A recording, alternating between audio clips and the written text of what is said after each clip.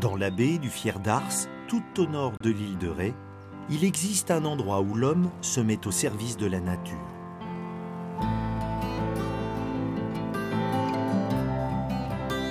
Créée en 1980, la réserve naturelle nationale de l'îlot des Niges s'étend sur plus de 200 hectares. Sa mission, entretenir et protéger ces zones humides afin de préserver une biodiversité d'une richesse insoupçonnée. Bonjour Hervé. Bonjour Raphaël. Ce bâtiment immense et magnifique, qu'est-ce que c'est? Alors ça, c'est un ancien hangar à sel qui a été créé en 1914, construit en 1914, et qui pendant de très nombreuses années a servi à stocker du sel, jusque dans les années 60 à peu près. On pouvait stocker combien de tonnes de sel? Alors là-dedans, jusqu'à 2000 tonnes de sel. C'était vraiment le principal hangar à sel de l'île de Ré. Et puis progressivement, il a été déserté, et c'est devenu donc la Maison du Fier, qui est un musée qui présente la faune et la flore de l'île de Ré.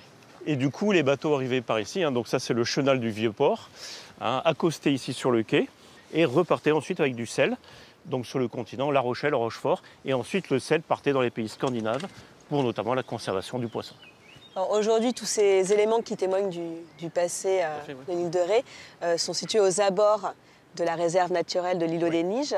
Elle est située où exactement géographiquement? Alors la réserve est située donc sur la commune des Portes-en-Ré, donc tout à fait au nord de l'île, au bord du Fier d'Ars. Donc le Fier d'Ars, c'est une grande baie qui fait à peu près 800 hectares, donc qui se remplit à chaque marée haute, qui se vide à marée basse et qui va, pour les oiseaux notamment, être ce qu'on appelle nous un restaurant pour les oiseaux. Donc des milliers d'oiseaux vont venir se nourrir à marée basse, donc de poissons, de crabes, de crustacés, de mollusques.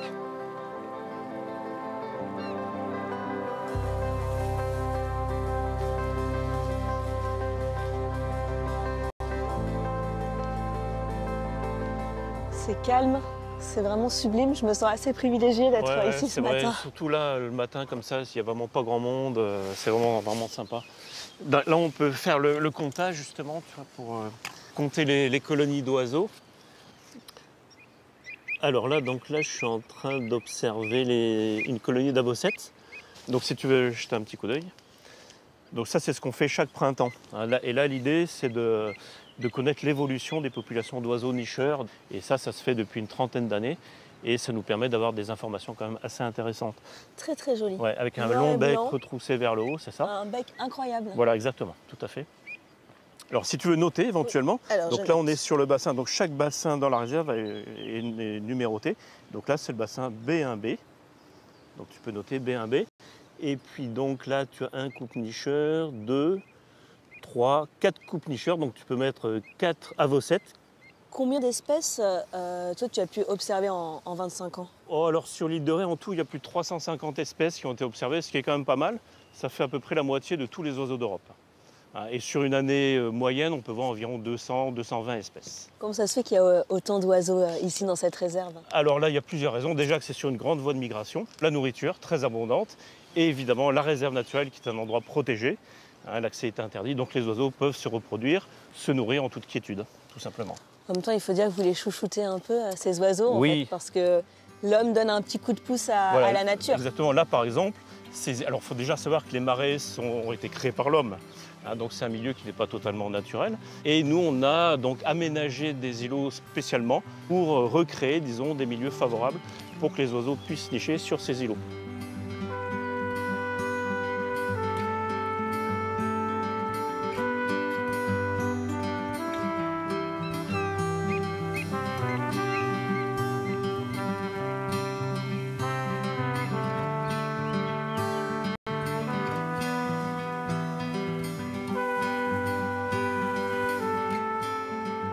Ici, la nature est reine. On doit se faire le plus discret possible, mais c'est bien l'homme qui gère ce milieu. Oui, tout à fait. Ici, c'est vraiment très important, la gestion hydraulique. D'ailleurs, je vais te montrer un petit peu comment ça fonctionne. Donc là, par exemple, voilà, avec ce bouchon, entre guillemets, donc on va pouvoir alimenter différents marais. L'eau vient du Fier d'Ars.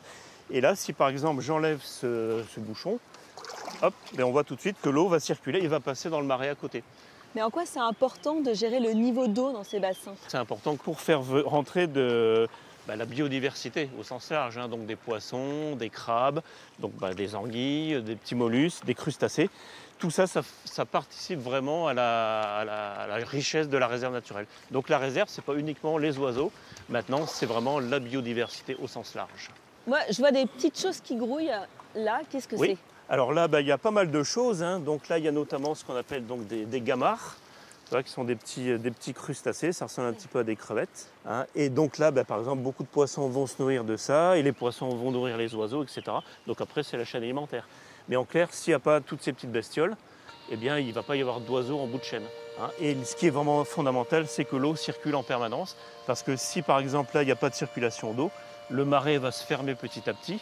Donc il va y avoir de la vase, ensuite de la végétation de plus en plus haute, et le marais ne sera plus du tout attractif pour tout cet écosystème.